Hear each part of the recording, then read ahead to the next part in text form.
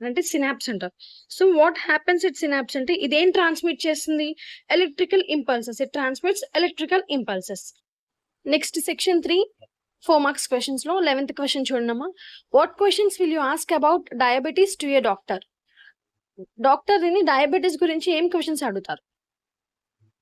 So basic questions అనేవి అడుగుతారు. ఏమేమి అడుగుతారు? అసలు డయాబెటీస్ రావడానికి గల రీజన్ ఏంటి? ఒకవేళ వచ్చాయి ఇప్పుడు మేము ఎలా తగ్గించుకోవాలి? What are the precautions you have to take? And symptoms ఎలా ఉంటాయి? ఫుడ్ ఏంటి? ఎలాంటి డైట్ తీసుకోవాలి? బేసిక్ క్వెషన్స్ అనేవి రాయండి. Next draw neat label diagram of structural and functional unit of excretory system. Excretory system diagram, అలానే LS of flower. Very very important. LS of flower, neuron నేను already ఒక video చేశాను. మీరు ఆ diagrams అన్ని confirm గా ప్రిపేర్ అవ్వండి. ఖచ్చితంగా మీకు డయాగ్రామ్ లో చక్కగా పార్ట్స్ అనేవి కరెక్ట్గా ఒక 6 to 7 పార్ట్స్ అనేవి రాస్తే స్పెల్లింగ్ మిస్టేక్స్ లేకుండా అండ్ డయాగ్రామ్ అనేది నీట్ గా వేస్తే కనుక మీకు అసలు మార్క్ అనేది తీరు 4 out of 4 అనేవి వస్తాయి. Next 13th question, how can you help in reducing the problem of waste disposal? Waste disposal problem ని ఎలా రిడ్యూస్ చేస్తాం? సో బేసిక్ గా 3R మెథడ్ ని యూస్ చేస్తాము. దట్ ఈస్ రిడ్యూస్, రీయూజ్ తెలుసు కదా, అండ్ రీసైకిల్ అనే దాని గురించి మీరు ఓన్ గా ఎలాబరేట్ చేసి రాయండి. Next one, alveoli in lungs are designed for efficient gaseous exchange. How do you justify the statement? As we all know, మన లంగ్స్ లో ఏముంటది? ఆల్వియోలి ఉంటుంది. ఆల్వియోలి అనేది ఏంటి? They are balloon like structures. ఈ బెలూన్ లైక్ స్ట్రక్చర్స్ ఆల్వియోలి ఏంటంటే మనకి large surface ఏరియాని ప్రొవైడ్ చేస్తుంది.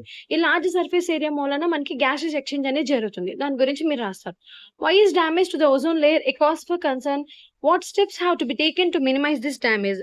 ఇది వెరీ వెరీ ఇంపార్టెంట్ క్వశ్చన్. అసలు ఓజోన్ లేయర్ కి వచ్చే కారణాలు అండ్ మనకి హ్యూమన్స్ కి ఎలా ఎఫెక్ట్ అవుతుంది, స్కిన్ క్యాన్సర్స్, క్యాటరాక్ట్స్, అవన్నీ వాటి గురించి అన్ని మీరు ఎలాబరేట్ చేసి రాయాల్సి ఉంటుంది. Next section 4 8 marks question, very important question.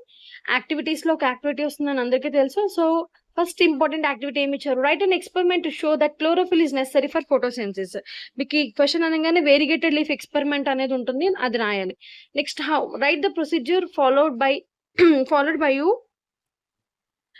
Observe budding in yeast. Budding experiment అనేది నెక్స్ట్ క్వశ్చన్ ఇది. Next analyse the mechanism of reflex actions. Reflex action అనేది మీరు ఓన్ గా రాసేసి, ఈ రెండు మీరు choice questions. And next 17th b bit, male is responsible for sex determination of the baby. Do you agree? If so write your answer with the flow chart. Sex determination in humans question ఇచ్చారు. ఇది very very important question. Confirm public లో వచ్చే question ఇది. So ఈ questions first model paper అయితే చాలా ఈజీగా ఉంది. ఇన్ కేస్ మీకు దీంట్లో ఏమైనా డౌట్స్ ఏమైనా ఉంటే కమెంట్ చేయండి.